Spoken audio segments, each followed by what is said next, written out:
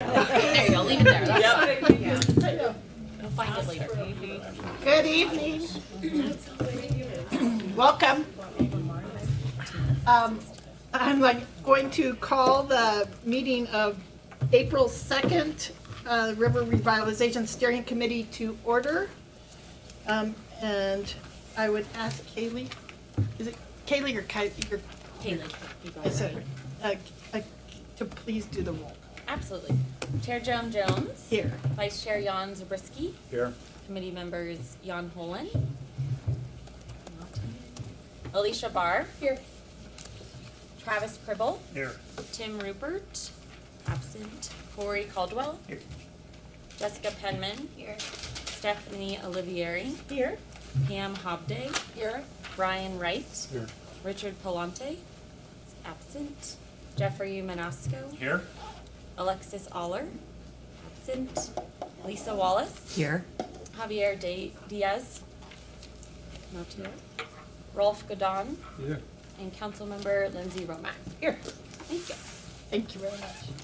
And at this point, I will open for public comment. Oh, I thought you were making, sorry. Happy birthday to you.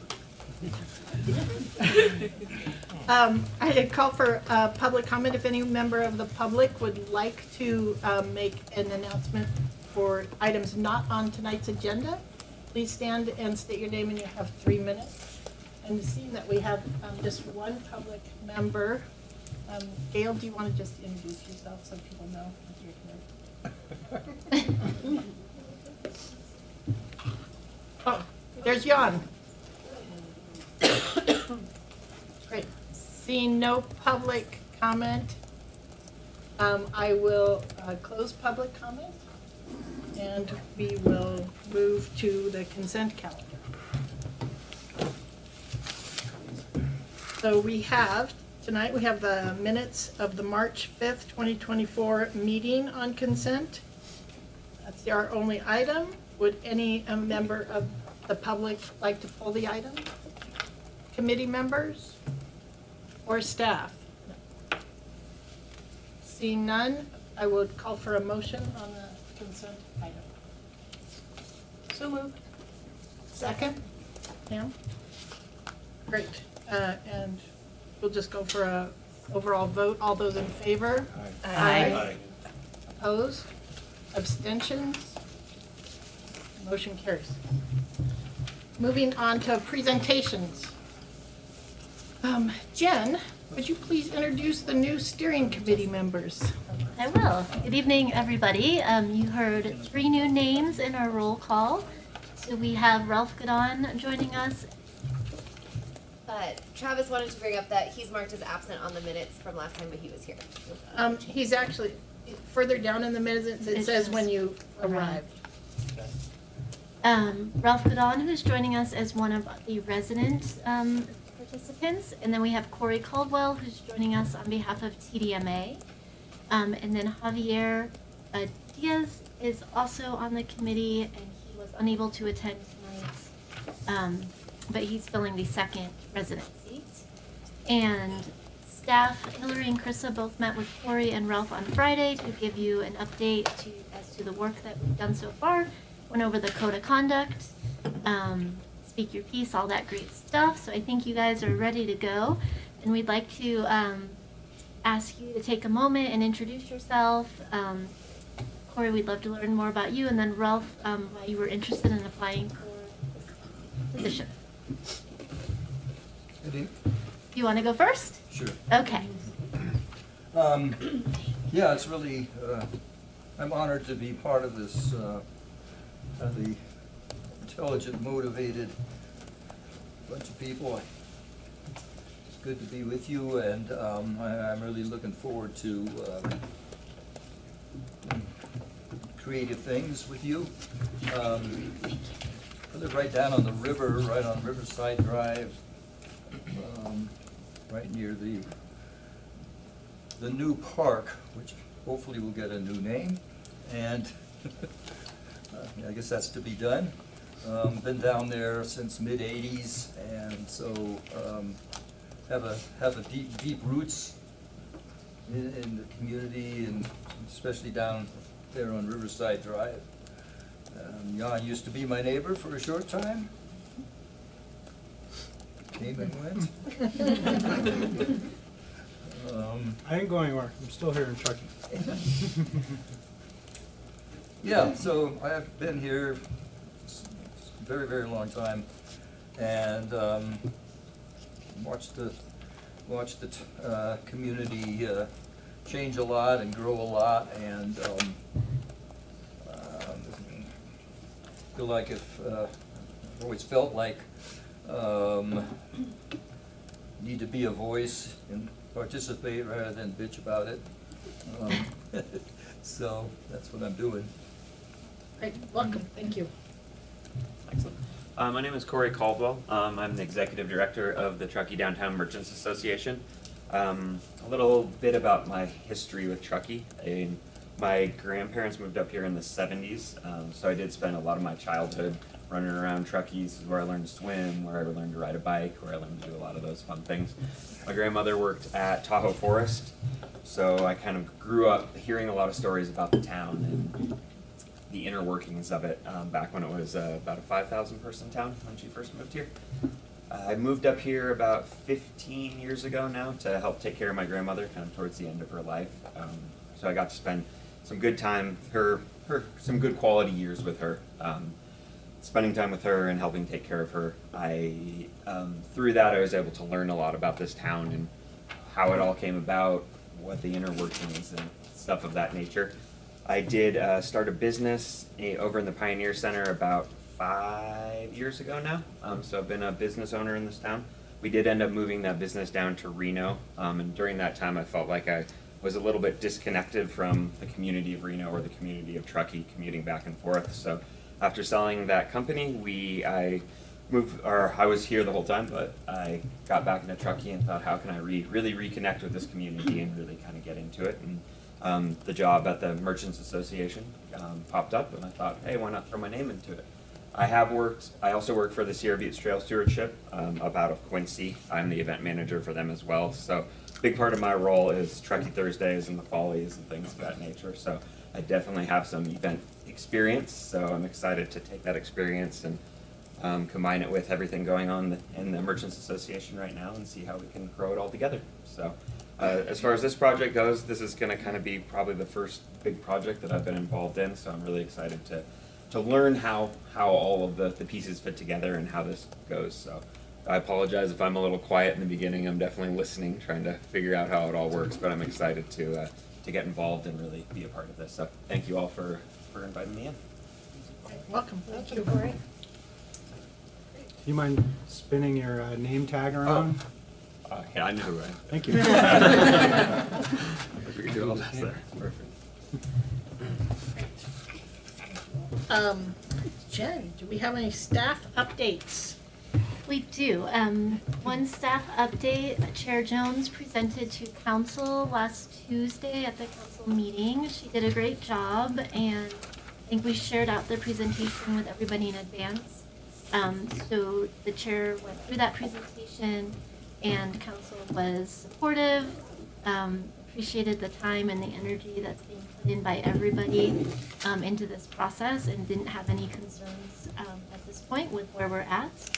So I think that was good feedback for the committee. We do have some finalized versions of that slideshow that we'll share out, a long one and a short one, so that if you're presenting to your various boards or staff, that you're welcome to use those, so there's consistency in that. And then we've really spent the last part of this month since our last meeting working with the team on the community engagement events and finalizing the details for those. So you'll see that more in the presentation.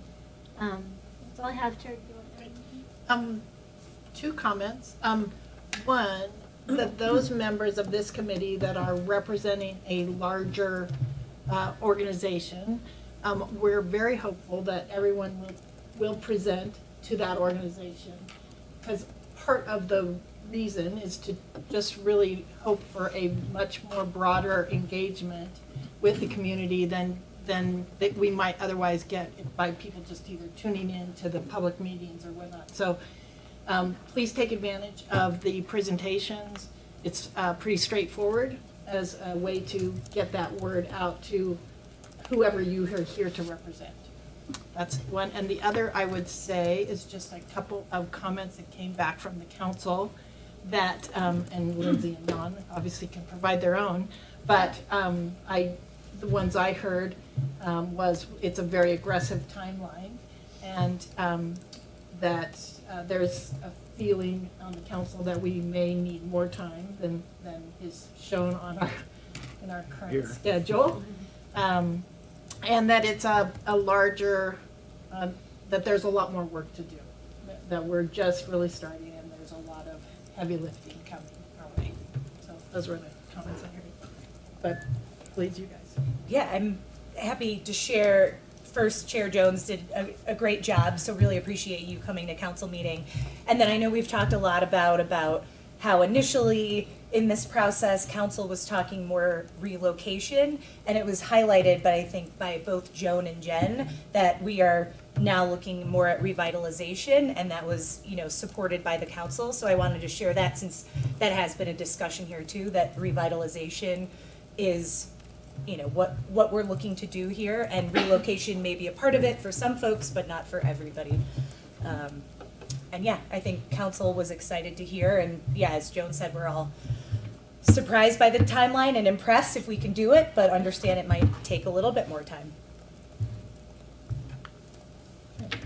Yeah, I was just going to say, this is a really diverse group of people with many divergent and convergent views. That's a point I made to the council for those who maybe thought we hadn't gotten very far yet since June of last year. And the beauty of the situation of having so many strong personalities in this group is I think we're more likely to arrive at something long-lasting for the town of Truckee. And I'm just hoping we do listen to one another and recognize that everyone is sincerely involved, and I hope we can all stick with it. I think it was a big challenge, but worth it. And the final note I would just like to say is the council, to a member, all thanked everyone for giving their time, their energy, and making a commitment to this process. So it was very, very well received. And thank you. I think that's all I have. Katie Schaefer's up next. May I appreciate the perspective of the council, and I just want to say that I personally have been a little concerned about the timeline, and not, you know, I'm not frustrated or anything like that with the progress, because I feel like we probably got a great consultant team on board in like record time, thanks to the committee that really pile drive that. And you know, it just takes time to get going. You know, it takes time to create. I mean, creating consensus takes time, but like, as you can tell, just getting to know what we're, you know, kind of getting grounded in the process takes a fair amount of time. And so I'm a little worried that we're setting ourselves up for disappointment or something along those lines, like, oh, we failed to deliver on a year, you know, essentially a one-year timeline to revitalize the river, when, you know, we've been trying to do this for 30 years, right, or more. So anyway, I would just say that if it'd be great to get ahead of that. If that's the concern already, let's readjust the expectations before it feels like we're behind the eight ball. And you know, had a conversation with a couple of former town managers, and one of the things that we've seen in numerous processes is that there's a lot of like getting to making a decision point, and then all of a sudden it's like, no, we've got to make this decision now in the next 6 weeks or the next 4 weeks or something like that. And it's like, well, we just got this stuff. And so I would want to avoid that. Thanks for listening. I have a quick question. Yeah. Did I miss something about a timeline I heard aggressive timeline. And where did that come from? And what is that aggressive timeline? So there's a slide, is for the better, lack of a better word, basically, that we had in our packet last month, I think. Yeah.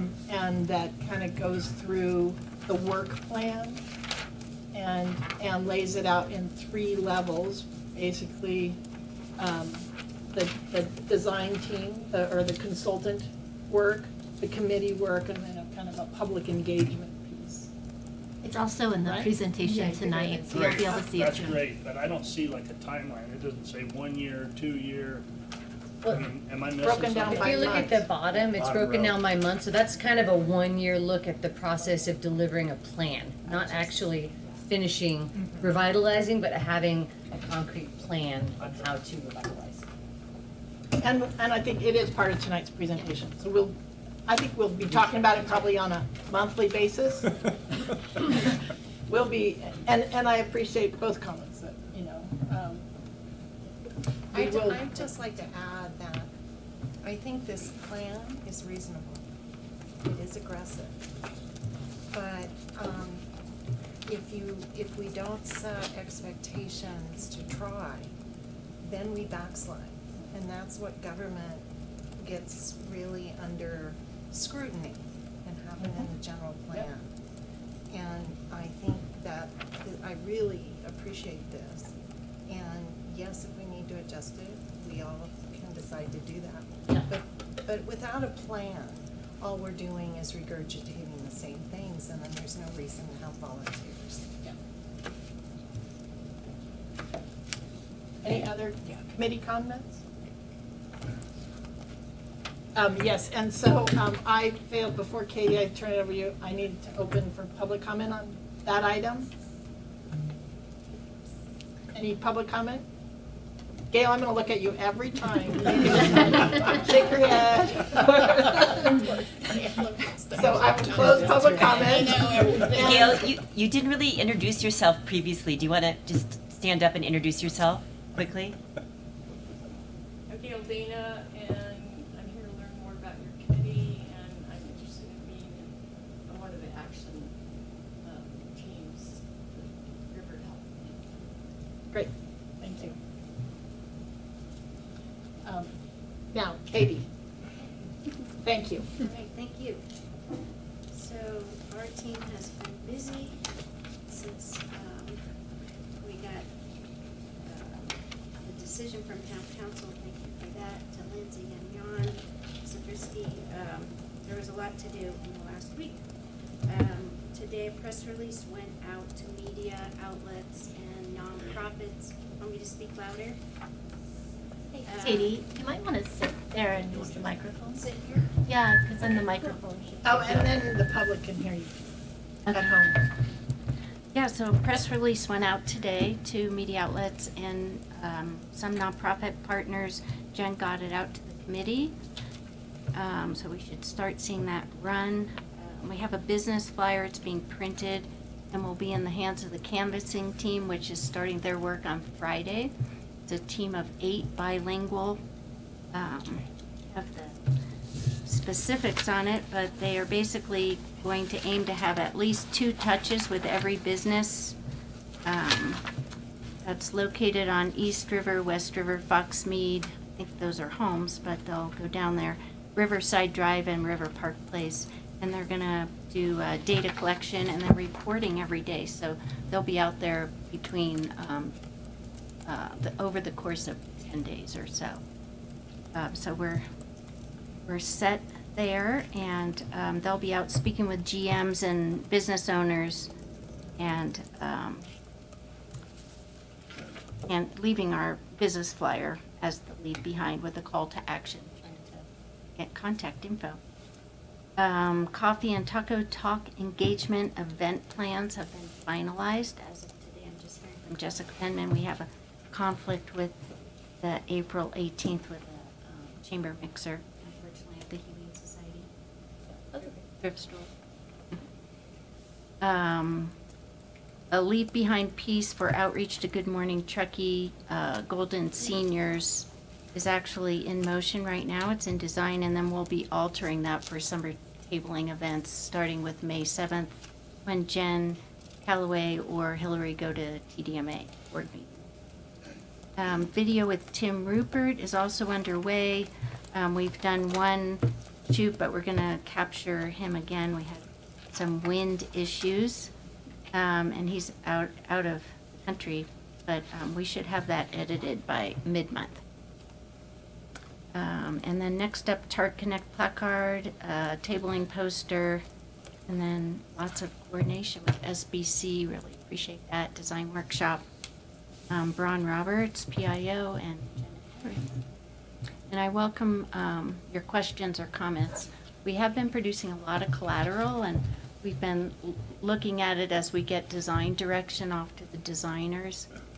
We have 2 in place working on this project, and so I could come next time and just show the door hanger and whatnot, but I don't have that today. And what we've been doing is emailing it out to the group Each time. snapshots. So if that's preferred, that's fine with us too. I think it's nice sometimes to have the physical piece, and for those presenting, it's nice to maybe physically show those. I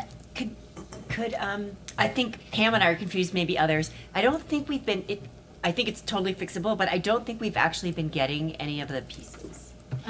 We've only done one. Okay. And that's the one for the residency. So we did send that out. And I think you did see I'm sorry, we've done 2. So we did the postcard many months ago. And then I did email you all a snapshot of the one for the resident seats. And then this is the 3rd one. Got it. Yeah. But they're developing a lot more collateral for social media and that sort of thing to announce the engagement opportunities. So you'll get that. Yeah, we also have, I forgot to put that on here, but we have a digital paid social ad program starting. So we're gonna run them Monday through Thursday or the next 3 to 4 days before each coffee talk or taco talk. And then we're coordinating with Ron, supporting her with branded social posts, but she's gonna be handling the organic social. Questions for Katie? Yes? I don't have a question. I just wanted to say I so appreciate the canvassing to the businesses. I know that is a huge effort to pull that together, and just thank you so much. Yeah, thank you. I know a lot of people had to work on that to make that happen, so thank you. Thanks to everybody. We're looking forward to, I'm hearing we're gonna have reporting daily, so. Whatever I hear, I'll be passing along. Awesome. Thank you. All right, great, thank you.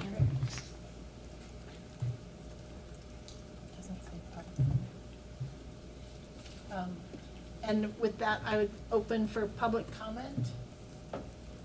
Seeing none, I will close public comment, and we will move on to the next item. And I'm going to take a step.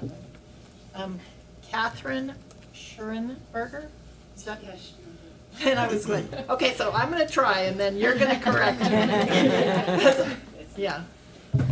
With that, Balance Hydrologics is going to present our draft ecological baseline mapping and report. And say your last name one more time. Schnurrenberger. Is it job, wow. Travis. Schurenberger. Thank you. Schnurrenberger. I know it very well. Travis, you know probably everybody in Truckee. Yeah, so can you guys hear me, or do I need to put this closer? Press the button. It's not on. There you go. Yeah. Okay. Now can you hear me? Murray might be. Gail, can you hear her? Barely. Barely. I don't feel like it's working.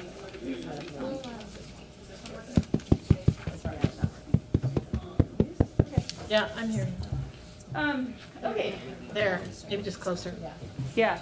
So I actually am the botanist, and I work with CS Ecological Surveys and Assessments, and I'm presenting on behalf of Balance Hydrologics as well. And Erica is here from Balance Hydrologics, but Dave Shaw, who would probably have presented before, couldn't be here for a family trip.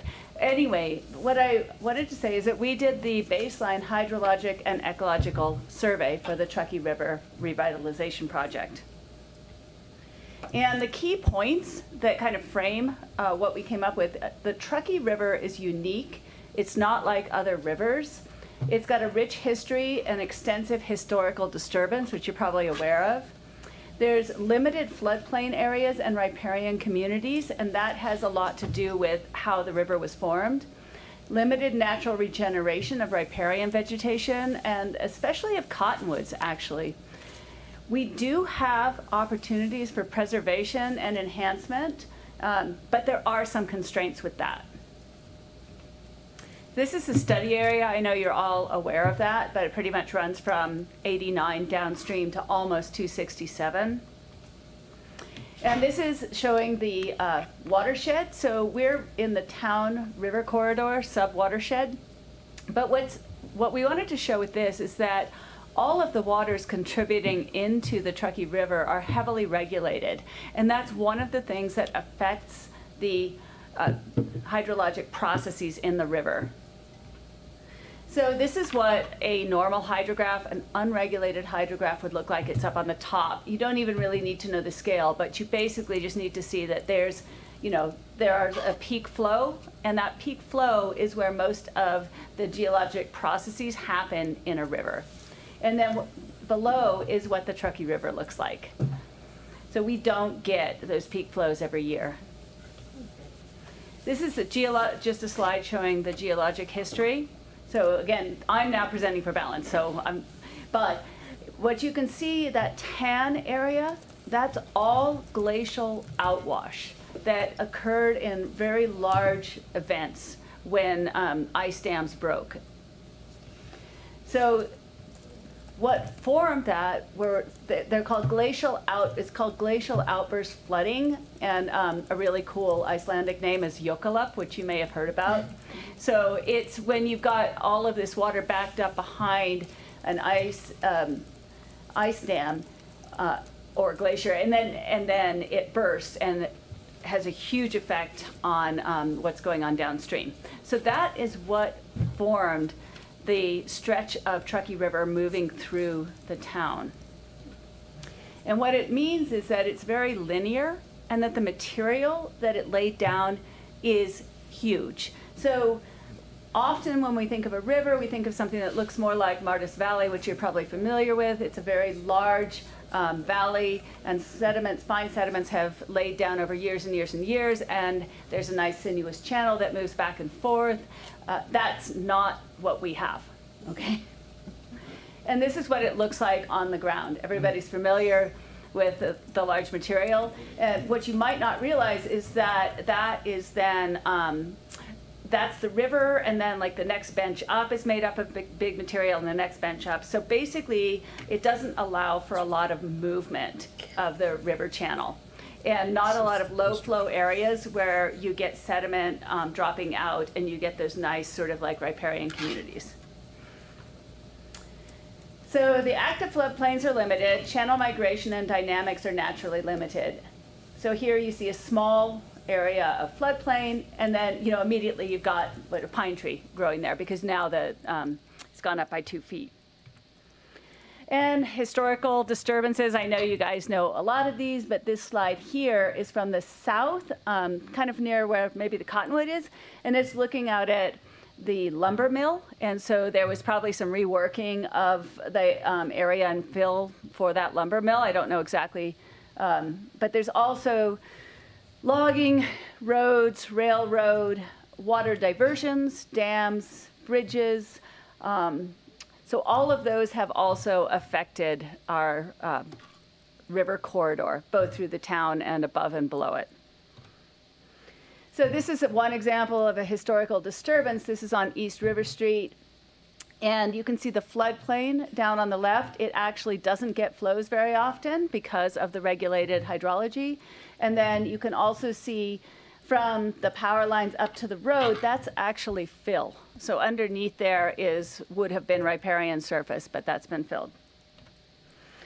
So another thing that if you don't know about the Truckee River, you should know is that it is listed by the state and EPA as an impaired river for suspended sediment concentrations. But what you might not have known is that over 50% of that comes from the town reach. This is because they have sampling above and below and at all the tributaries. And so 54% of that is accounted for in the town, through the town. Part of that is disturbance. Part of that is, you know, the culverts and everything like that running in. And I know there's a number of projects that are speaking to that. But we also have that just because of the nature of the river. We don't have a lot of areas where that sediment can move up and out and onto the floodplain and then get stabilized by riparian vegetation. So this is the geomorphic mapping. It's taken from LIDAR, and Balance did this. So if there's anything I missed, please let me know. Okay.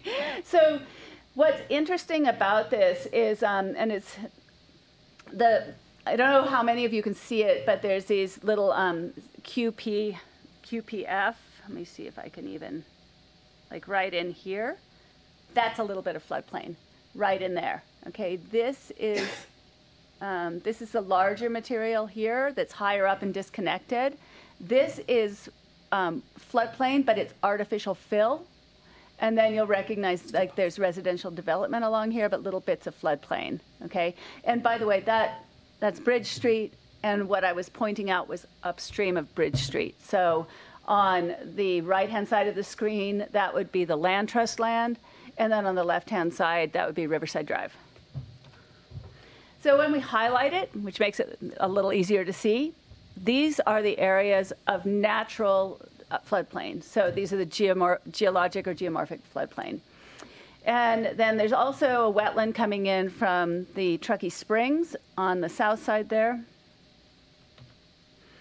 And we didn't want there to be any confusion between the geological and ecological floodplain and the 100-year floodplain, which is really just a human construct by FEMA for flood hazard. These are some of the differences between them. So the 100-year floodplain regulatory construct, geomorphic is the geologic or ecological construct, and then the FEMA would be a 1% probability of occurrence in any year versus the geomorphic floodplain, which is 25 to 75%.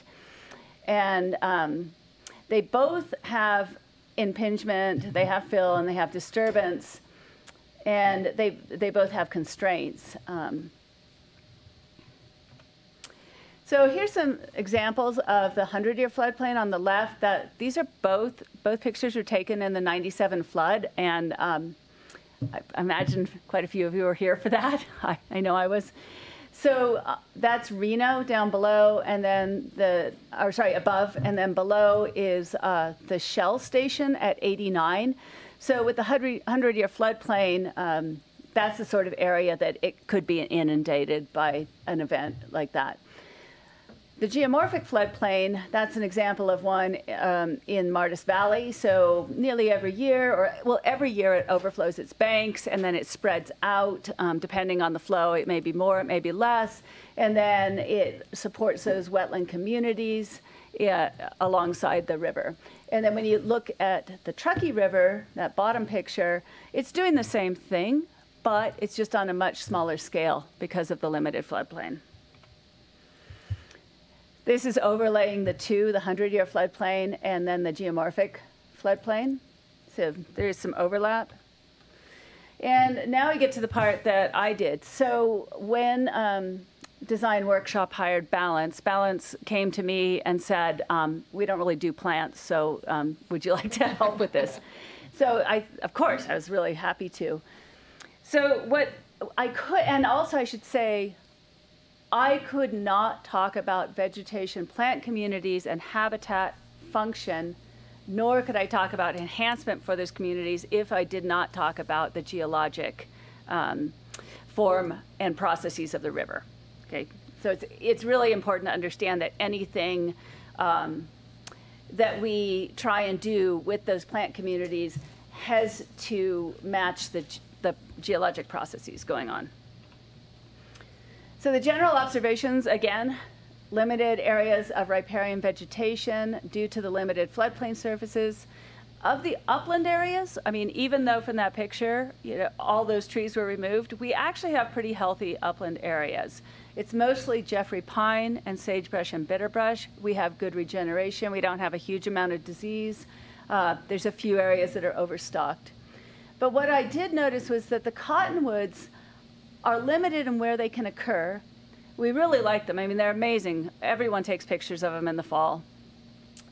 But I saw that there were limits to the regeneration, and I know part of that is because of the regulated flows and the geologic history, there are fewer places for them to be. But the beaver in the past and present have removed certain age classes and threaten even cottonwoods today. So I also wanted to mention, and it's partly because of where we are, but we have really good native plant communities, and there are some limited occurrences of noxious and invasive weeds. But overall, we have some real, you know, we do have really nice vegetation and habitat along the Truckee River. So this map here, I thought this was kind of interesting because I had Erica color code this so that the two green colors, those are the wetland areas, or wetland riparian vegetation, and they very closely follow the geomorphic floodplain area. This is upstream of the slide I showed earlier for the geomorphic surfaces. And that's from 89 down through close to where the Sierra Pet Clinic is. And then this is through town. So this one is the same area that we showed with the of the geomorphic areas.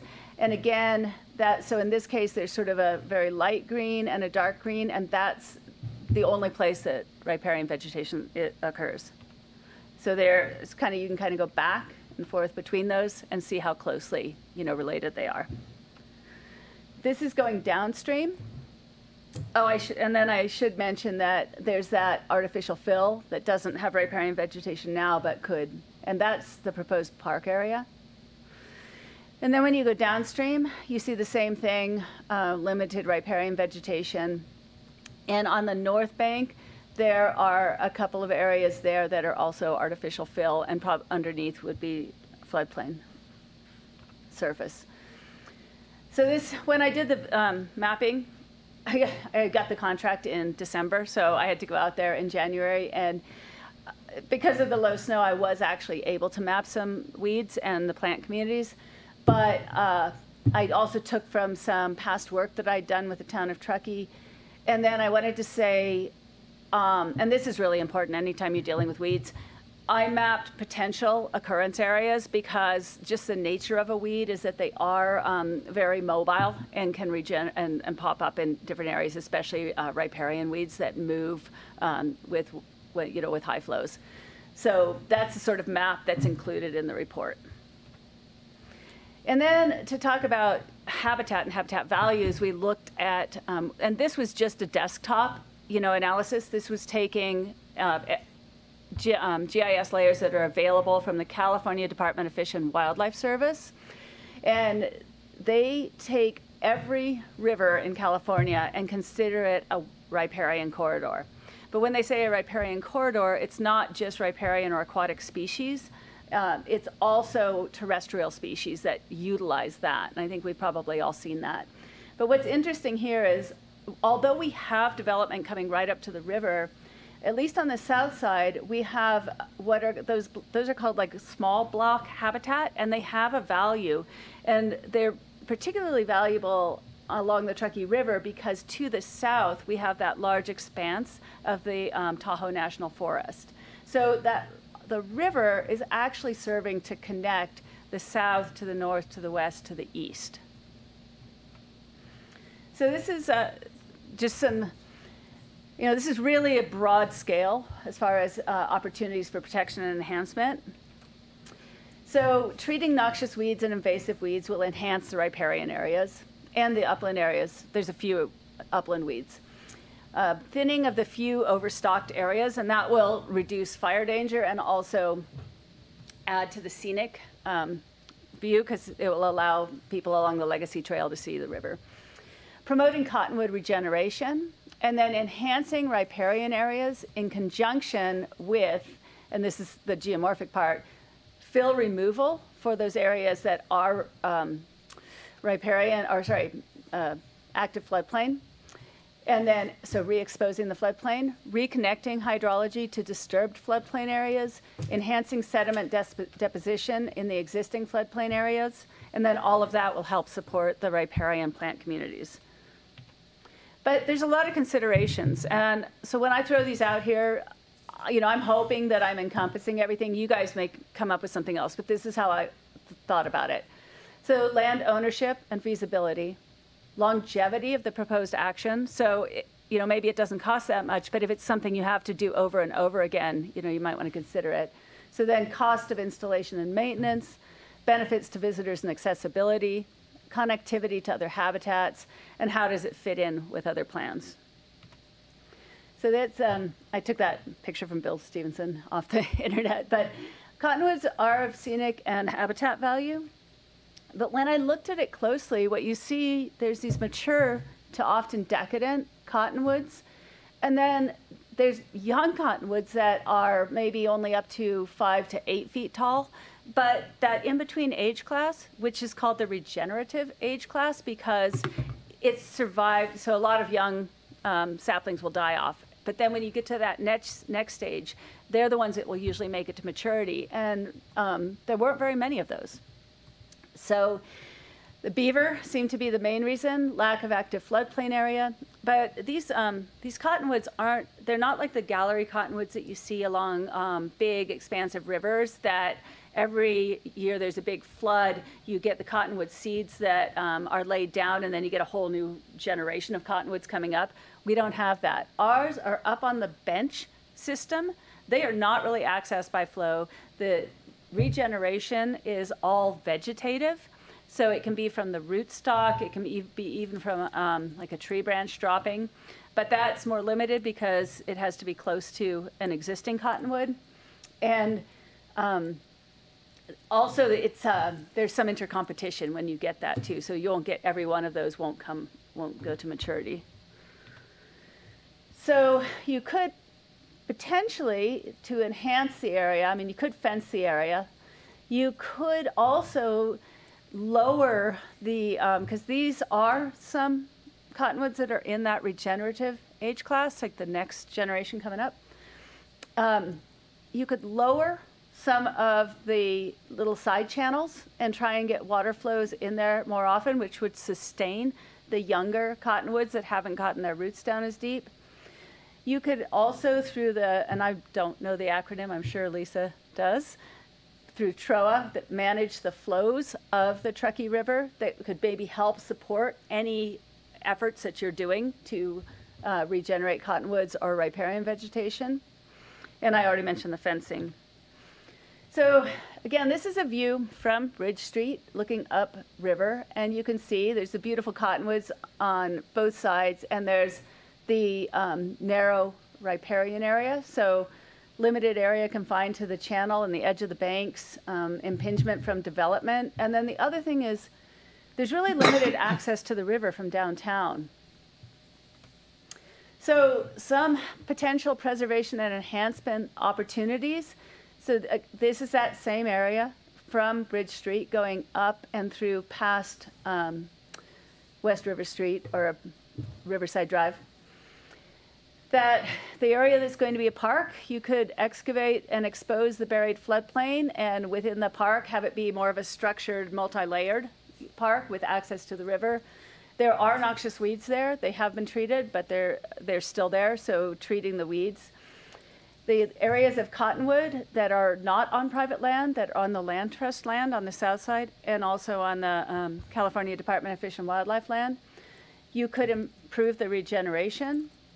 You could increase the floodplain hydrologic connectivity, and that's one area where you could do it. There's some more upstream. And then you could preserve and enhance disturbed wetlands. So here's some examples. at the Truckee Springs. That's a beautiful potential, or potentially beautiful wetland. I mean, it's a little bit impaired right now. But you could pretty easily expand that and improve the habitat and add some structural diversity, get some willows growing in there, maybe even some cottonwoods or aspen. And then these are some areas that you could perhaps improve the hydrologic connection. There's a low flow channel on the upper left.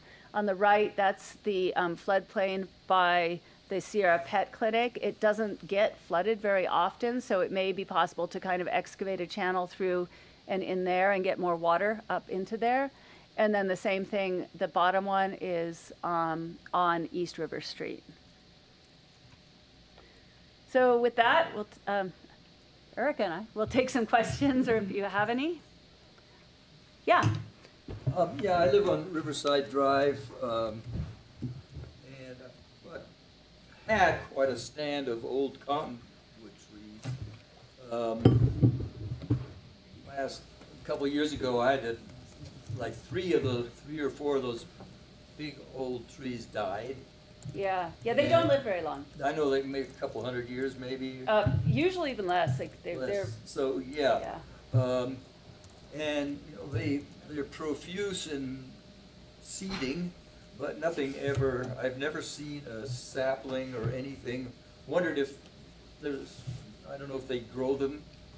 Nursery-wise, and one could get some and plant them? Yeah, you could. But you probably actually want to do it. You could do it by containerized plant, but you could also get like a pole cutting, and then you'd have to drive it into the ground and make sure that it was in an area where that water table could access it. You mean take a branch off? You'd actually, usually you would take, like where there's some young ones coming up, you would take one of those young ones coming up and cut it off, and then put it in. You'd probably want that to be like 8 feet tall and pretty big diameter to do that. But if you want to talk more specifics, I can tell you. But I'll tell you why the seedlings are not establishing. So in order for a cottonwood to establish from seed, you've got to have a wetted area of low flow where, as they fall into the water in the spring, the flows have to be receding at the right rate. And they're usually like a point bar, a beach, a sandy area. And then that will start to draw down. And then they have to stay wet. If they dry, then they aren't viable. And then when the water is drawn down, it has to draw down at a rate that the roots can follow the water down. So all of those things have to be available. So that's, for our cottonwoods, that's not happening, but they can regenerate vegetatively. And I'm not sure why I'm not like a horticulturalist or an arborist. So I don't know why you're not getting that on your side of the river, but on the other side of the river, you can see that there are some sprouting. So anyway, other questions? Yeah. You mentioned that 54% of sediment load is from within the town's jurisdiction. And then I was curious, in the 2005 strategy, it talked a lot about trying to eliminate some of that sediment, talking about detention and grass buffer areas and that sort of thing. Yeah. But then I was wondering, you didn't say anything about bank stabilization. Is erosion along the river a problem? Erosion along the river is a problem because it is really steep. What we have over time been putting more, rock in and holding those, but that area where the proposed park is located is a really good example of where that didn't happen, and that's just a dirt slope. I mean, there's no doubt that that's going right into the river, and that there's other areas, that are doing that as well. So then you have to come. Do we put rock on all of that or whatever to protect it? Or if there's a case where you can sort of step it back and not make it as steep and, landscape and do that, is that possible? So are there a number of other locations, or is that the premier? I think of that as being one of the main ones, but then as you go upstream along there's places kind of as you're going upstream and mostly where the river's really close to the road, yeah. So right now, you're not recommending any particular, what the nature of the action would be to reduce bank Yeah. erosion?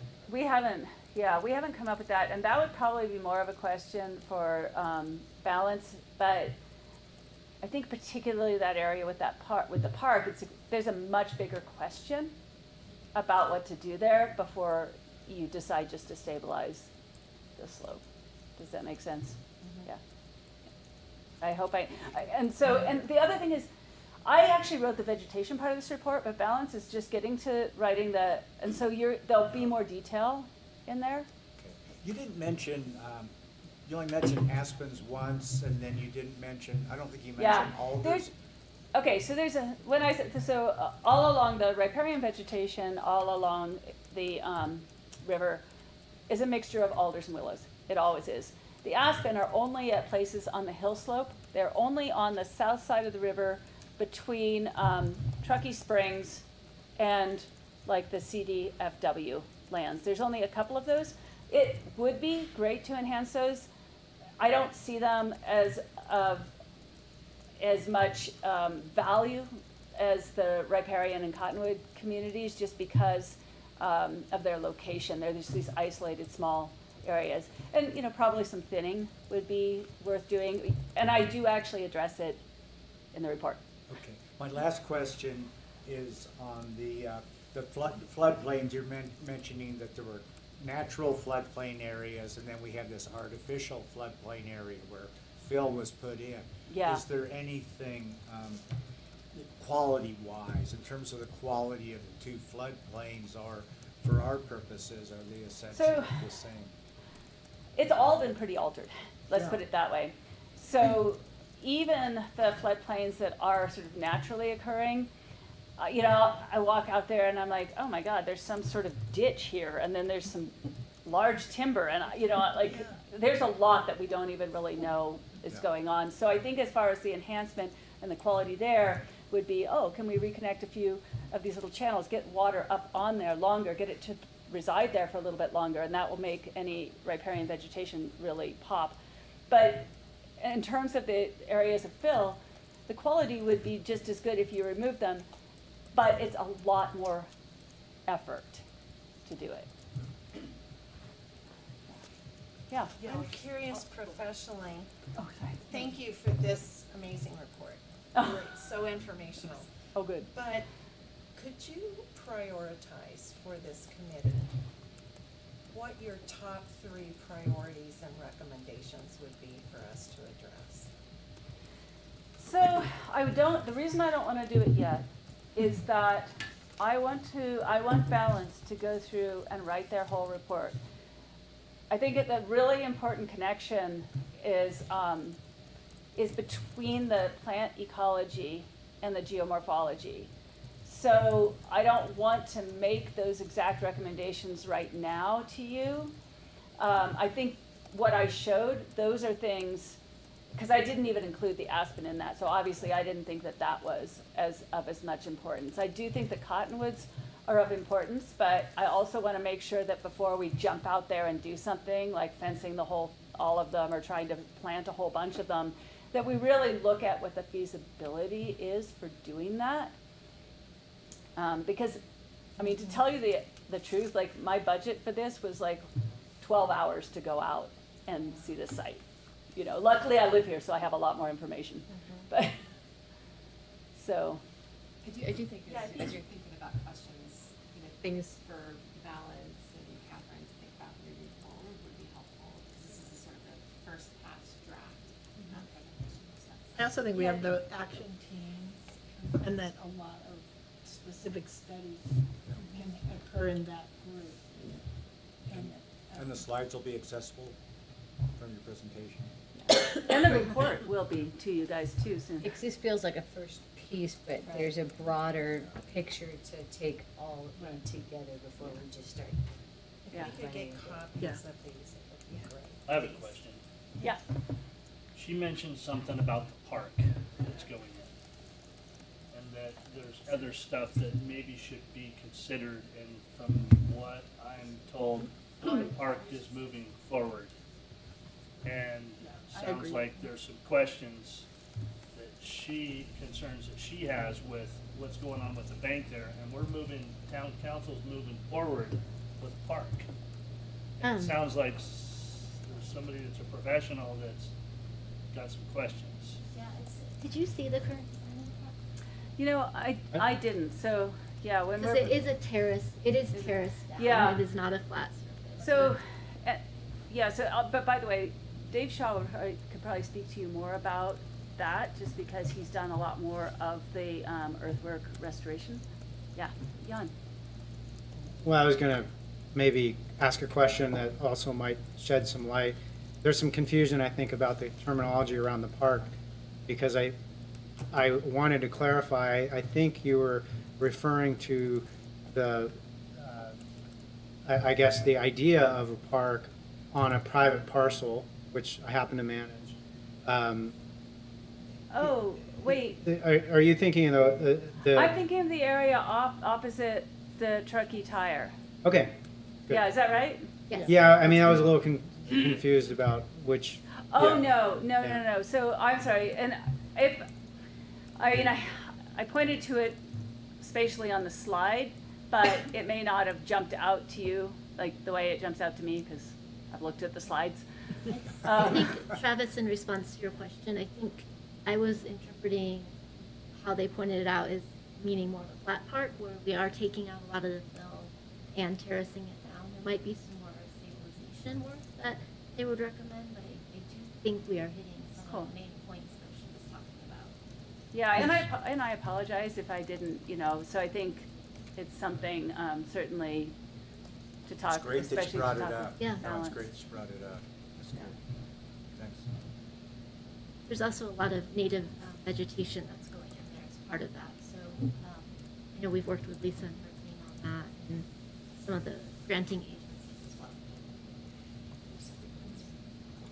Yeah, just a quick one.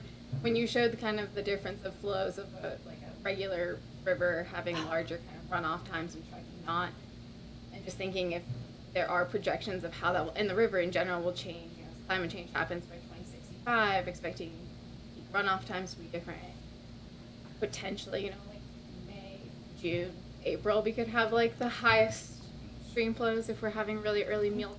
There are a lot of rain on snow activities, so yeah, thinking how that changes. Then by late summer, if water is really low, because our peak runoff times in the Central Sierra are going to change so dramatically, and just thinking how that would, making to plant trees, I think where cottonwoods will even be feasible to grow by like mid-century, something long-term feasibility. Like just wondering if that, I'm assuming would be something in the report, like how this will change and like peak flows and stream rate flow will change. And even like 2030. Yeah, I think when you get to a more detailed point, at this point, this is so broad, but you're right. I mean, that's definitely true in terms of resistance and resilience of the plant community because of the hydrology. Yeah.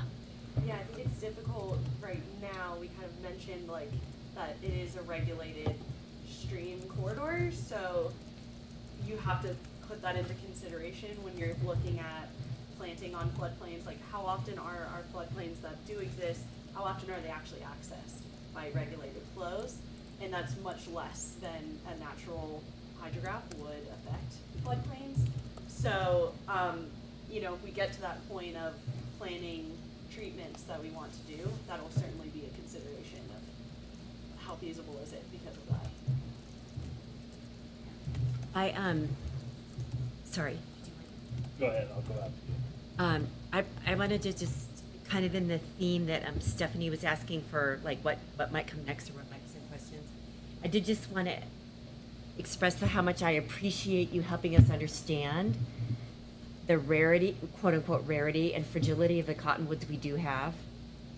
And I think for me, the more we can understand about what actions we can take to protect the limited stands we have would be very helpful to understand that.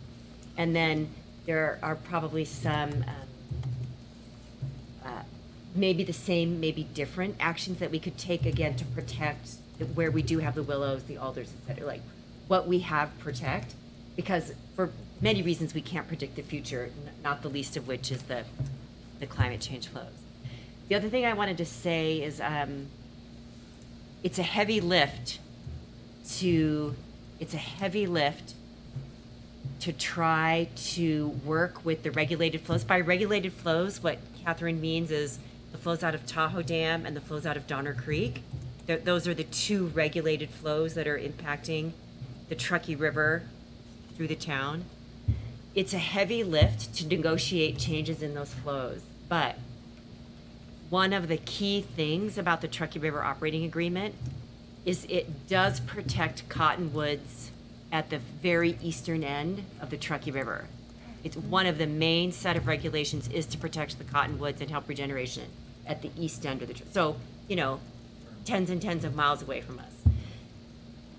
It would be a big lift for us to try to get some of those flows to prioritize cottonwoods, but it's something we could think about. The town, you know, the town can be influential in helping flows. Maybe it's more with riparian areas than doing that flood and recession that you were talking about. That's a big challenge. But I did just want to really, what I'm trying to mark is that there's another place on the Truckee River where cottonwoods are prioritized and flows are managed to get the flood and the recession that the cottonwoods need. But I think we learned this evening how rare riparian areas are in the town corridor, and there are some things we can do to protect what we have, and some initial ideas. Fair enough, you haven't had tons of time. Some initial ideas about how we can protect and enhance those. And I think too, if we can't, if we have to just work under the framework of the regulated flows, that's where enhancing and potentially lowering some of the floodplains that we do have would assist in that, so that those regulated flows can actually access the floodplains and help any riparian regeneration. And then potentially, areas where there's fill that we could remove, those are options. But again, these are just some initial ideas to bring forward.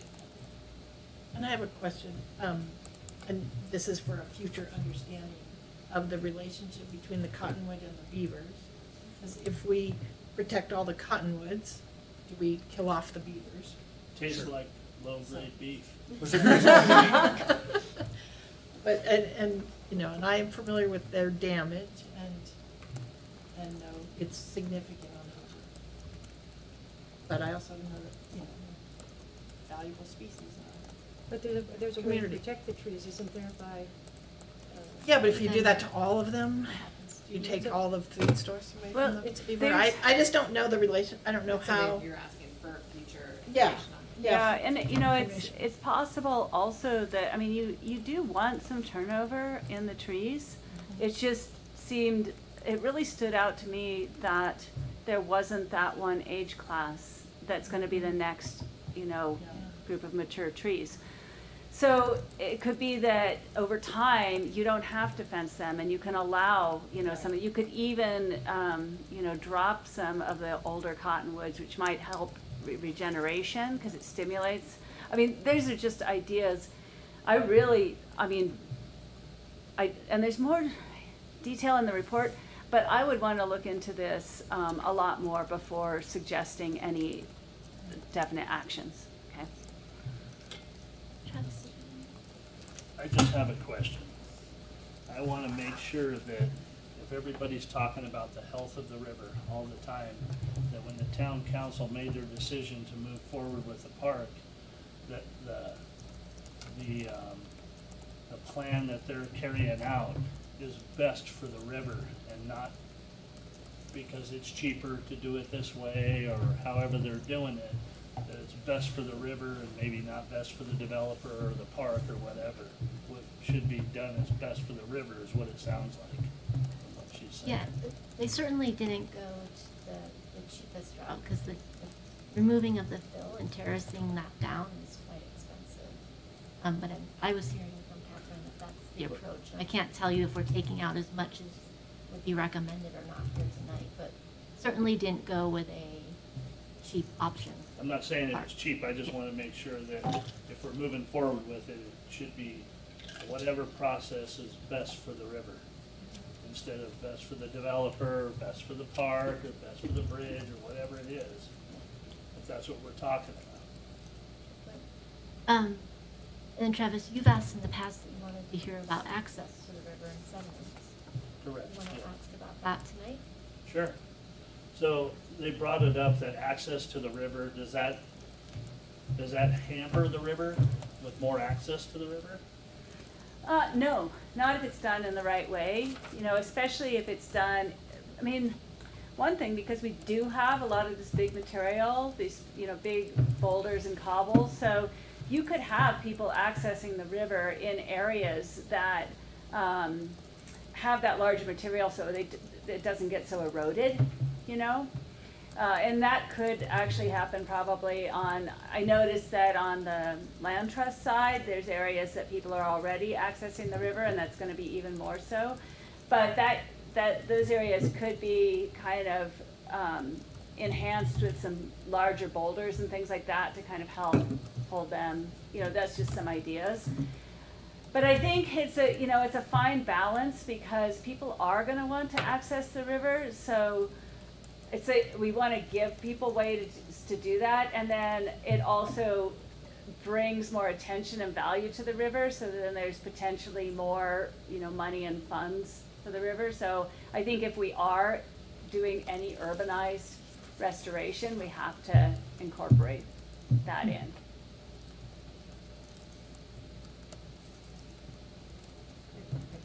I think I just really love to highlight what Catherine just said, because sometimes what I recognize that this committee is doing is we're trying to balance access and preservation, economic development, and natural preservation.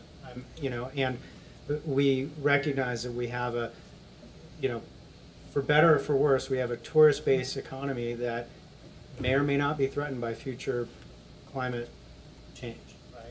And we're trying to strike this balance. So if anybody's like, we've got to do what's absolutely best for the river at any point, I think what we want to do is we really want to improve this situation. There's lots of places we can improve it, and I think we can provide access in a sustainable way, and do that with the best science we have. But I don't think we're talking about absolutes here. There's this balance. Thank you for listening. I have one more question. What's the overall health of the river? Is it like from 1 to 10? Boy, I don't know. I think that like the upland areas through that river corridor have been amazingly resilient when you look at what happened. You know, all the trees gone, and a lot of really weird earth moving stuff, you know, went on. So, and I think that we have the components of a healthy river for the type of system we have, you know. There's, you know, and there are impacts, and I mean, definitely human use is, you know, is one of them that's kind of denuding banks at, you know, some locations and everything. I mean, I would say around a 7 if you had to give it, you know, a number. But a large part of that is it's a weird system. You know, it's, I mean, maybe if we went to Iceland, we would see some other more similar, but to see like this really straight stretch of river that, you know, naturally just doesn't have a lot of, you know, movement, we just have to look at it differently than a lot of people, you know, think of, yeah. If you look along the Legacy Trail, the damage that's being done by people getting off the trail worries me, because we're making it more attractive. It's an attractive place to bring your family, your animals, and so forth, but we're totally damaging that area of the river. Yeah, there's, yeah. So when we think about this stretch, we We don't have those, as many enticing areas, Travis, that are on the stretch along the Legacy Trail. But if we create them, then we have to think about what happens next. Look at what's happened to Tahoe with the overuse of it and the damage it's doing, and nobody has an answer to what to do. So I think it's something that we really need to keep in mind. Can I ask one more question? Catherine, in the 2005 strategy, there was a statement about having every development parcel adjacent to the river or its tributaries utilizing a 25-foot wide biofilter edge. And essentially it's about a grassy area, 25 feet wide, and then some places having a 50 to 200 foot buffer. And this was about reducing sedimentation of the river. Do you have any comments on that, or is this far too early to remark on that? Yeah, so I'm not that familiar with it, and I'm not sure, Erica, if you are either. But I think I'd like to know how much effort went into that statement, just because I'm not entirely sure that that is where a lot of that sediment is coming from, or if it's even really practical for some of those residential areas in terms of how much area they even have. So I'm a little, it almost sounds like kind of a canned suggestion. So Got it. I don't know if it's would really apply well. All right, thanks.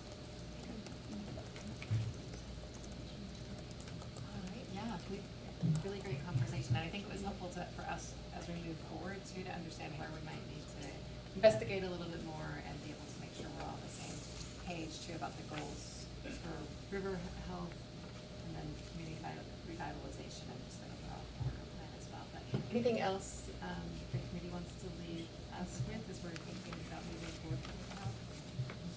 Question, the road on West River Street, is the road as close to the river have any impact on river health?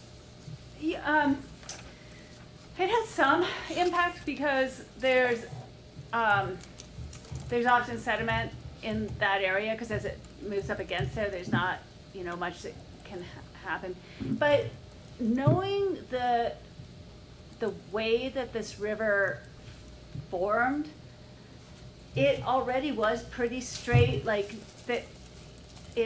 A lot of times when that happens, it's really getting channelized, but because our river isn't wanting to like meander and whatnot, it's not as structurally impairing. Would you say the same thing? Yeah. Yeah, but I mean runoff, yeah, sure.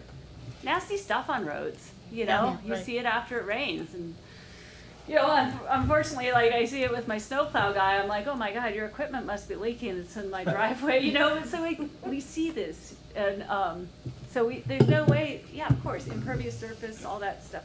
Yeah.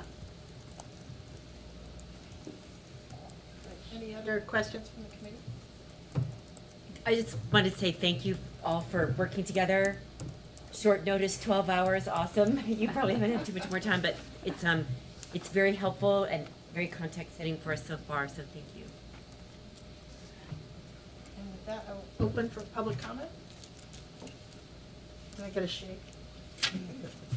Seeing no public comment, I'll close for public comment, and we will move into Stephanie Greenspan.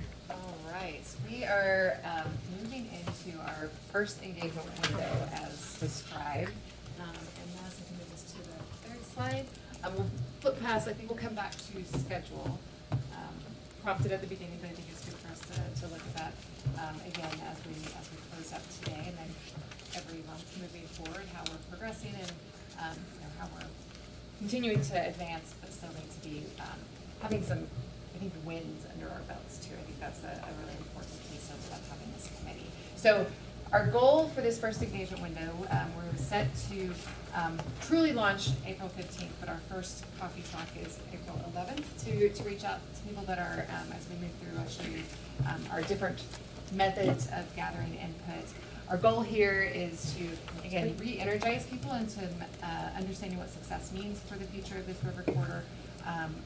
Get feedback on what they see as the key opportunities, constraints, and their feedback and direction on goals. So the goals and the vision, we've had those conversations here. We want to touch base with the broader community and make sure that we're talking about the right things, and that the goals that we've discussed here and that vision for the river also resonate. And if there's any type of revisions to that, bringing them forward back to the committee to adapt to. Next slide. So as we talked, again, we're going to get feedback on these 3 interconnected themes of restore, revive, and reimagine, and how we're going to do that. And the next slide is, again, we have these series of coffee talks that are set to be promoted at Wild Cherries on April 11th, at Cornerstone Bakery on April 22nd. We have sign-up sheets because this is all about you all too, in terms of getting your participation as part of the engagement. So we have coffee talks, morning, afternoon, taco talk, a bit more of an open house style engagement piece. Thank you, John, for being willing to have us at Lift Truckee. Currently we have it at April 18th, but I did hear, is that the date that we have a conflict? No, I had Mr. Conflict date? Yeah, April 18th. April 18th. So I mean, it does. You don't have to change it just because it's a chamber mixer, but I do think you're gonna pull similar people. Would be my only thing, and it's like almost ours is 5 to 7. 5 to 7. So even if you could move it from like 4 to 6 or something, I don't know. But also, don't do it just because it's a chamber mixer. Yeah. So. Fine on this end. That would be fine on our end. It's fine on our end. Yeah. 4 to 6. Yeah, 4 to 6, and then so we have a pre-mixer and then a post-mixer. You get a taco. Send everybody from the taco taco talk to the thrift store. Yeah. So we have 2 what we're calling taco talks, open house style. One at Lift Truckee, and then one at the Donner Creek Mobile Home Park that will be Spanish speaking. That will be in May, on May 2nd, on Thursday in their community room. The Casa Beza is providing tacos, so it's the first taco free, but you have to come through, flow through the open house through a series of stations and get a little bit of stamp in your passport and turn that in for a taco. So I like it. Earn your taco. Exactly. And then we also have an event scheduled at the East River Trailhead as well. So in corridor, hopefully it'll be at the end of April, so we'll see if our spring snows continue. We'll have to have a fallback if they do to have it indoors, but currently scheduling it Saturday, April 27th, so those that aren't able to do midweek have a weekend opportunity as well. So we have these multiple venues of driving conversation. At the coffee talks, we would be driving people to an online engagement platform where they would also provide the same input on the same prompts that they would do in the in-person setting. So if we flip through the slides, we can show you what those boards look like, and I will pass them around here as well. Sorry, Stephanie, real quick. On that last slide, you had the May 2nd one going till 7:30, but in the press release that went out, it only says till 7. So, just. Thank you. Yeah.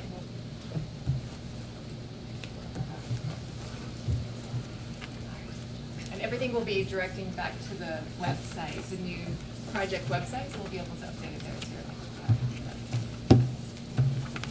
So we have, again, as part of sort of the overall structure of the open house pieces, there are 5 different stations. The first station is a welcome station where you can learn about the project, and also we can learn a little bit about the people that are attending the work session in terms of where they live, how they recreate, attend, connect with downtown and some of their demographics.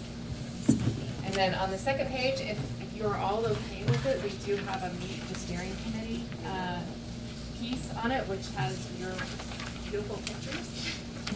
And we found these online, so if you do have pictures that you would like to provide to us, we'd love to be able to have a picture of everybody because it makes a connection. But if the group would prefer not to have pictures, we can go that way too.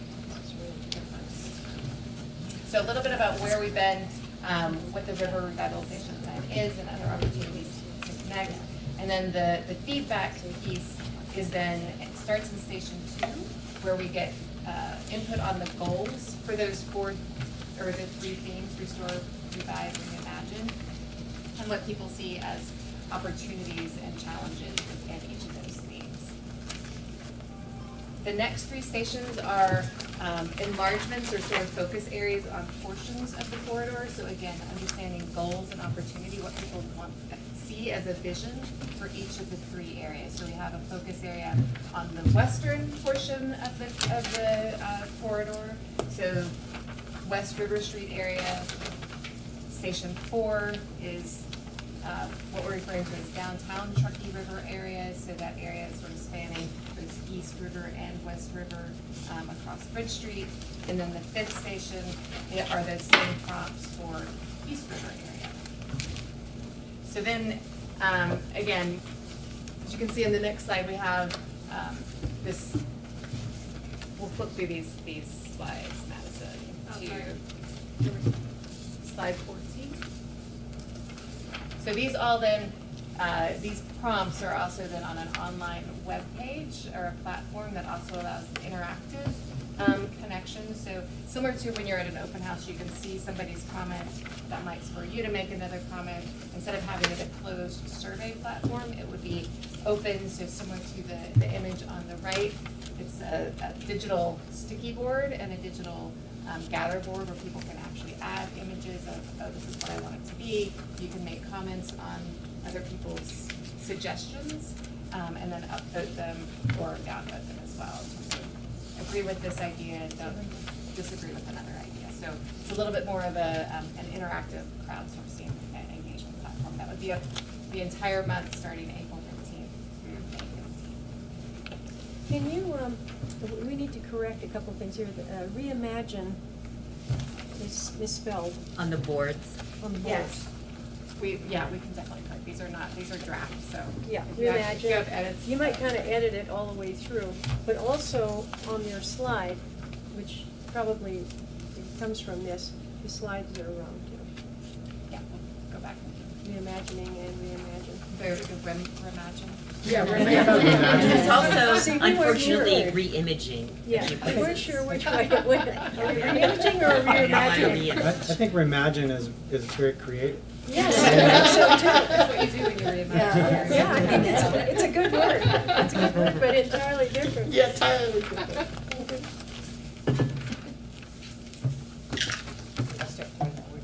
If there's other things, if there's other comments that you see, things that pop out, Yeah, so we'll far that's go all. through again as well, Yeah. but, yeah, absolutely. So, yeah, I think this this should interest people, pique their interest, I think. Yeah, hopefully, it's a lot of different ways, again, just trying to meet people again out where people are, instead of having only one meeting that people all have to come to.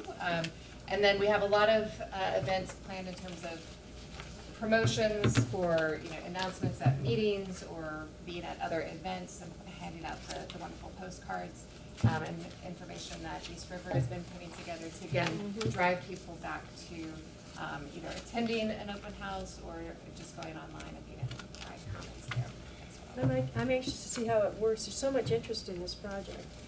Me too. I think. And I think a lot of that is going to be the success that this group has in terms of promoting out. So we do have a sign-up sheet.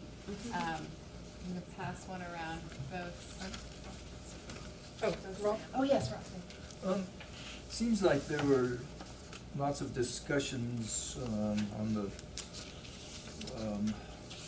river revitalization topic when the 2040 meetings and inputs.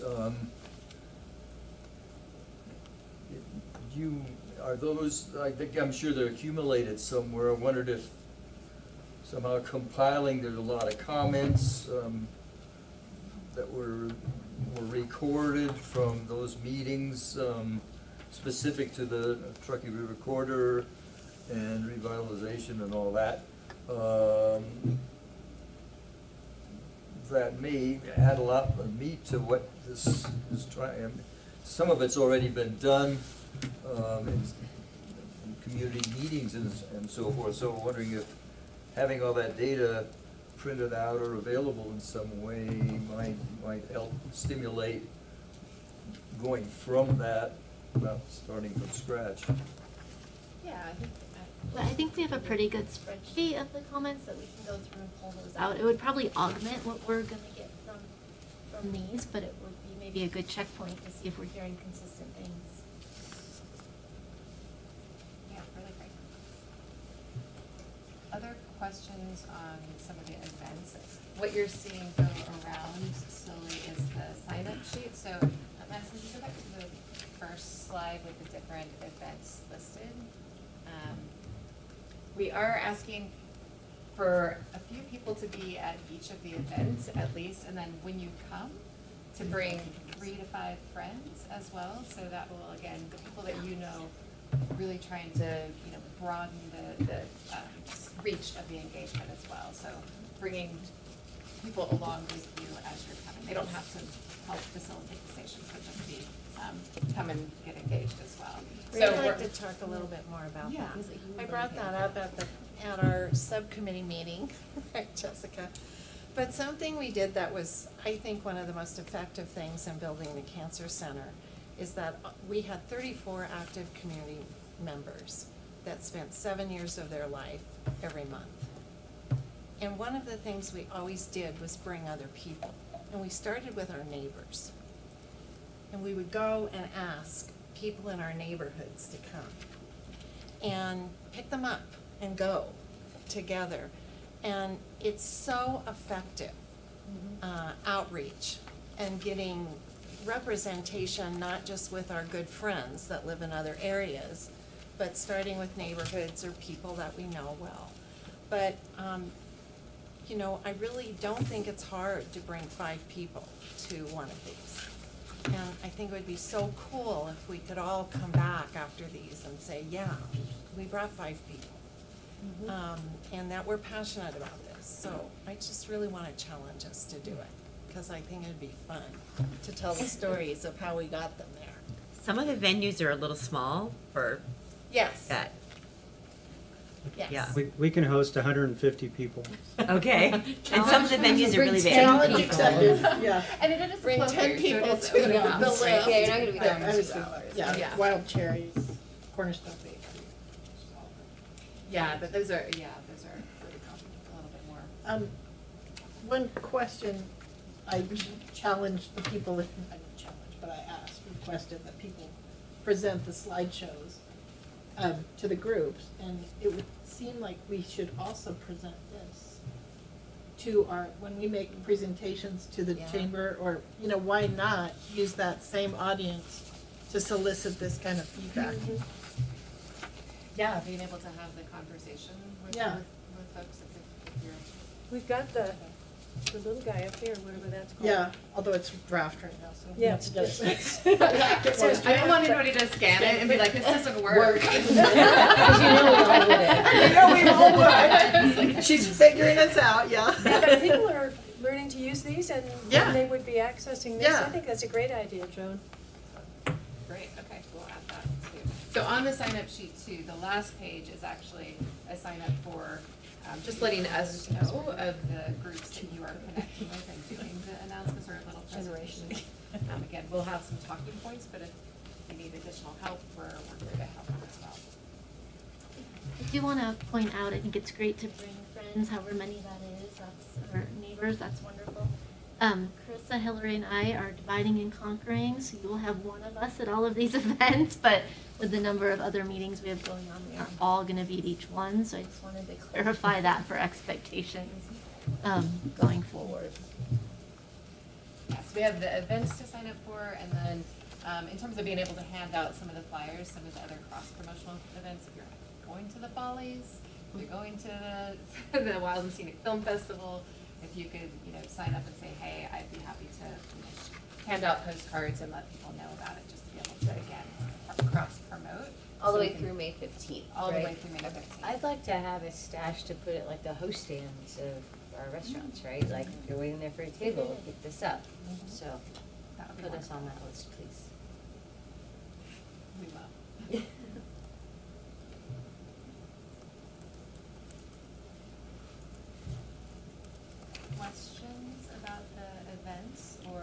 as you are reading through, you do have to see comments on the boards. Hopefully that is about those too. So on the presentations currently, we do have scheduled presentations at the TDMA, a short one tomorrow. Very short tomorrow, a longer one in May. Looking to be Rotary at Pat. Jen is going to do an update with Pat. Good Morning Truckee. A little bit of just an announcement of cross promotion piece to shout out, and then Kristen's also doing Build with Seniors. And we're working on our multi-board work session collaboration event as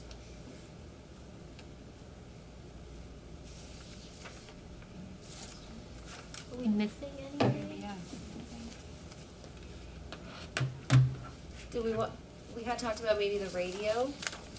Yes, Talking on the radio, are we still thinking of that? And then we didn't really decide on the online part in that committee. I didn't know if we wanted to talk about that with this group.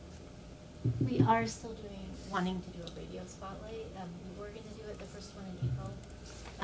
And timing didn't work out for that, so I think we were gonna try to do a second one at the end of April, but I don't have a date.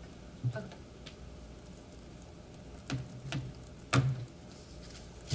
Any more questions? Seeing none, I will. I'm gonna need a crib sheet for what Revive Community Vitality is, and then especially what a vibe is. Yes, we will. Did you say what a vibe is? What a vibe. What's the vibe? What's your vibe? Come on, you got it. You lived in Davis. We did add a Ridiculous.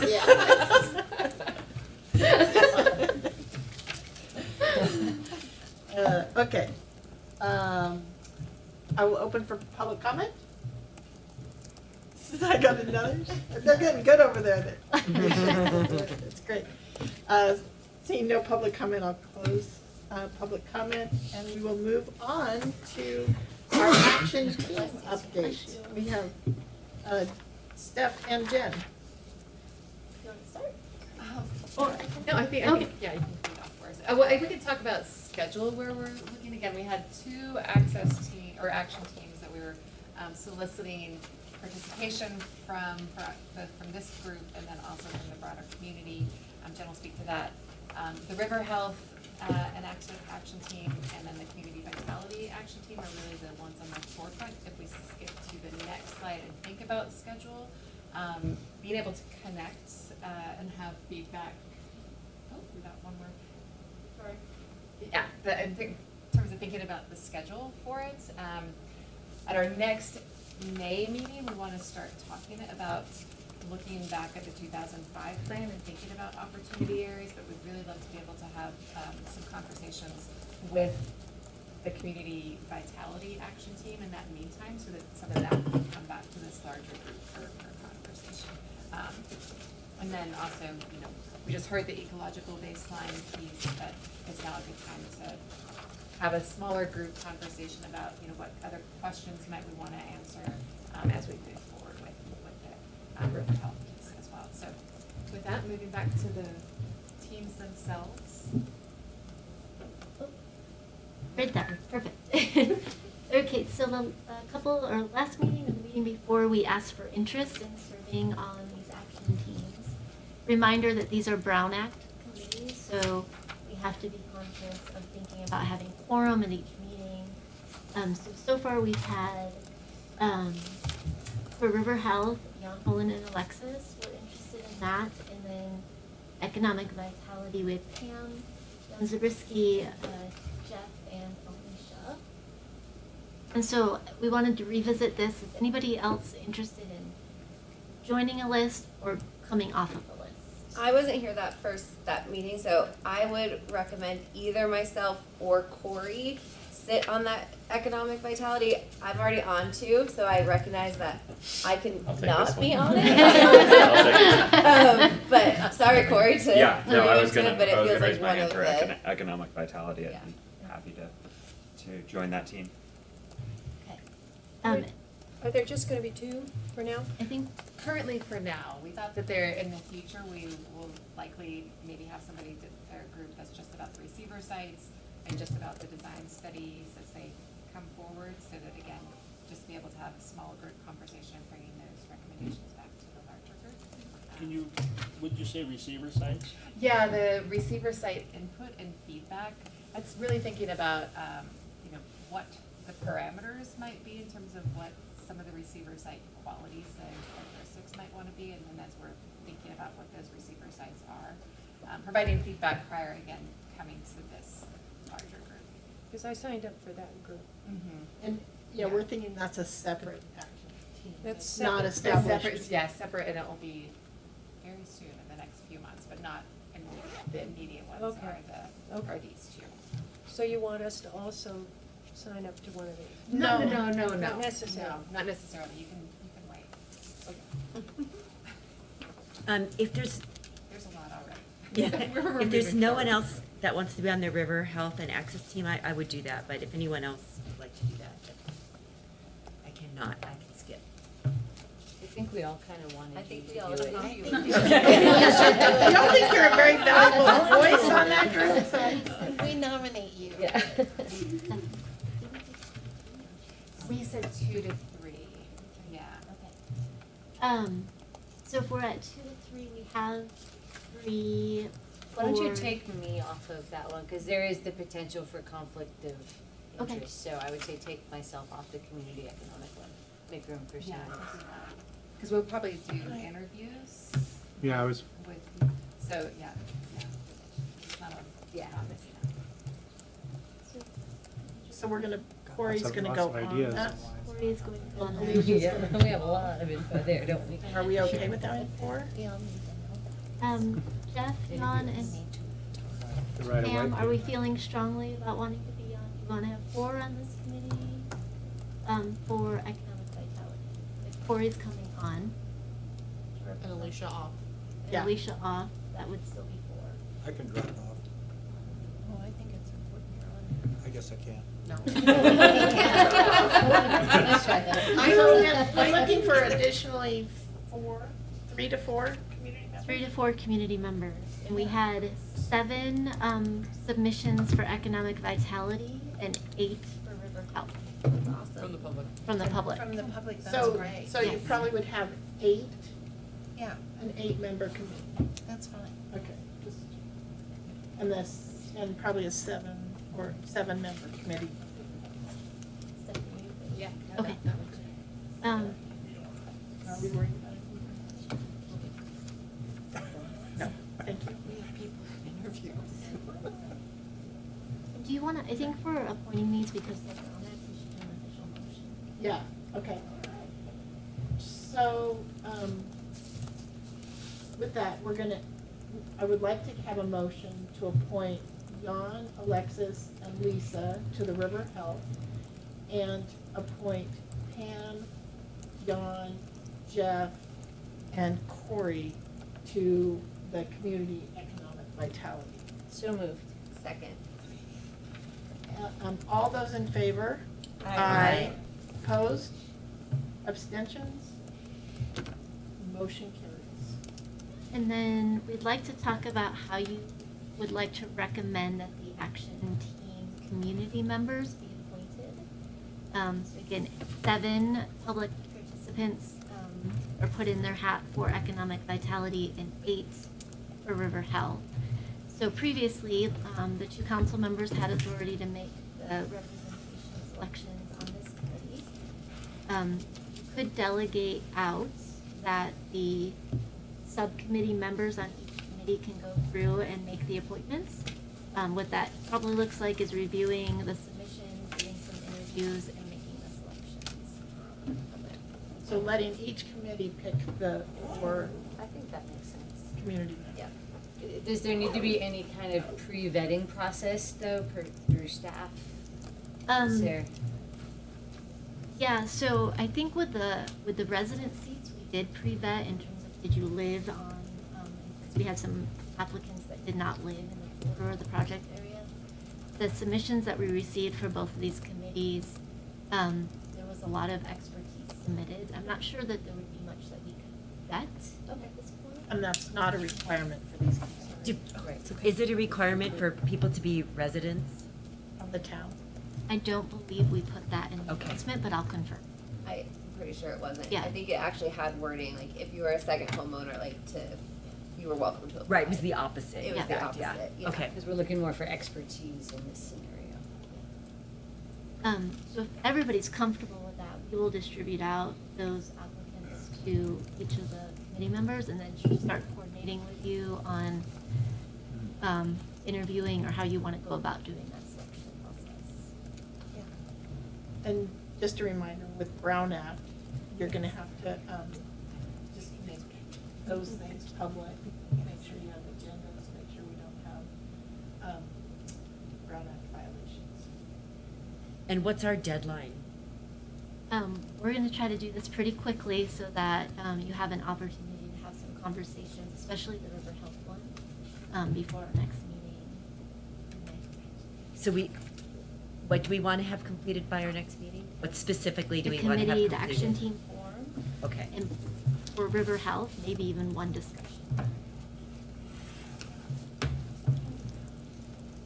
In addition to a lot of engagement opportunities. So that might be too ambitious, but it's a goal. Jeff and Jan and I are saying, you know, we can do that. Well, one of the challenges, and maybe Jan and Lindsay can speak to, there was a lot of effort and time that went into interviewing and setting up times when people could talk. So some of it might be outside of our control if people aren't available to have a conversation. But there's no requirement to interview? Nope. Unless the committee wants to tell you that's what you should do. Is there, I'm assuming there's going to be a staff member or consultant that's helping wrangle these committees? Yes. Yeah. And a question the sub-action teams might want to ask, at least the members from here, is do we want to pick a date and time that works and then put that out to the applicants and see who can meet then? And that might help to Well, shut down. I think again, you're assuming we're going to interview. So I think No, I wasn't assuming. I was getting back to Alicia saying maybe we can pre-screen that if you have 3 people on your committee and the only time the 3 of you can meet is on Wednesday at 4 o'clock. So the committee members meet, not with. Well, then we would put that out to the 7 people that applied and say, are you available to meet on Wednesdays at 4 o'clock? And you may. That might whittle it down right there. Right. That's one option. I'm not saying you have to do that, but that might be a way for you to help determine who could be on the committee. Do we have any information other than, I mean, I assume there was some interview question or, you know, or we just have a name? We have a name and either an email of why they're interested and what their qualifications are. I believe a couple of people submitted cover resumes of what their qualifications Okay. were. So you We have actually more a- than a name. Yes, yes. You have a lot more than a name. So I think we'll get those out to the members and you can decide how you want to go through the process, but there's a couple options I think that could help you. And then for the, assuming that between now and the next meeting of this group, there is held one meeting of each action team. Does each action team know what their first role is? Or the first, you know, discussion topic? No. So I think that's something that, you know, like, I don't think they should meet just to meet. I think we should meet to have a purpose of something, a program, that or information we're trying to get. We To would either have start the schedule. process or. If we could have an objective, Yeah. what's the objective? What is the Absolutely. objective? Exactly. No problem. And I will say that other committee members would be welcome to attend and hear the conversation. We do have to be cautious of Brown Act. If you all wanted to show up for the First River Health Committee, we'd probably have a Brown Act issue. But you are welcome, as long as it's less than quorum, to come and hear the conversation. What is Can they quorum be? now? Yeah, what's quorum now? 18, so now it is 10. Okay. Can they come as, and be kind of a public at any time? Yes. Okay. I'm curious if we're doing notifications and it's a, you know, it's an agenda meeting, why couldn't we all show up? Because we're not noticing it as an R2SC meeting, we're Okay. noticing it as an action meeting. Okay. Thank you for the clarification. Great. That's that topic. Did we cover it?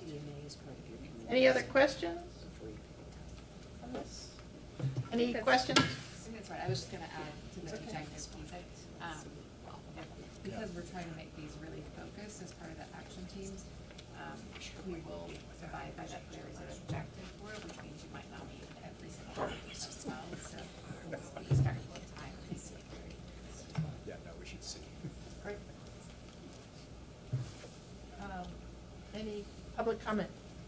Yes. Hale. I think if I can make a suggestion to, when you're looking through the applicants for these action committees, to provide them, it was discussed or in the announcement how many meetings they might be expected to attend, but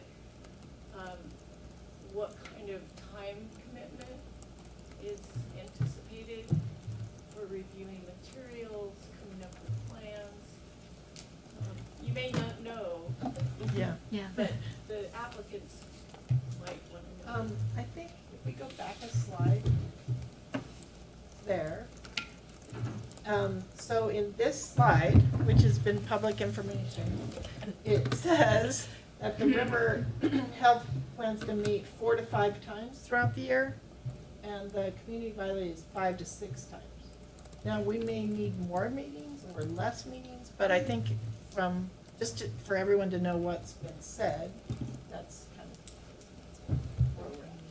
And I wasn't thinking so much as the number of meetings, but there may be a lot of material that members are gonna have to go through to fulfill their duties. Homework, basically, right? Yeah. How much homework? Is that what you said? Homework? How much homework? Yeah, how much homework? Yeah, good. It's good to know. Yes, it is. It's a Thank fair you. point. Yeah. Joe knows all about that. Yeah, I've learned. The questions you don't ask. Thank you. Any other comment? Seeing none, I'll close public comment on that item, and we are moving to committee member updates. So, does any member of the committee have any update to provide, or anything they?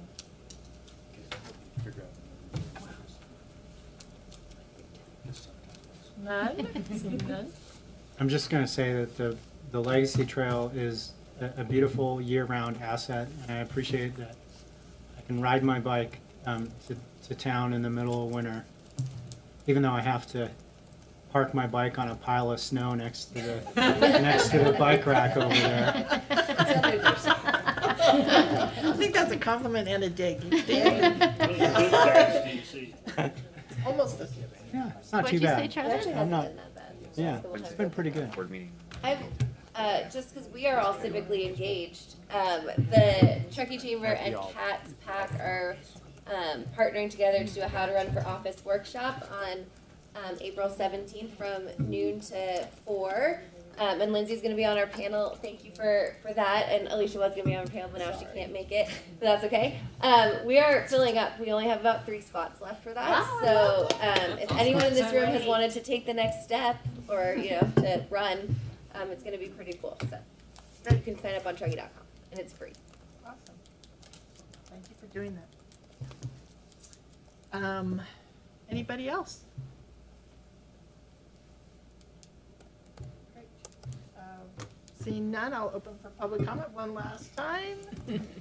Seeing none, I will close public comment, and I will adjourn this meeting to the May 7th meeting at 5:15 here in Town Hall. They will be after. Thank you all for your time tonight. Thank you.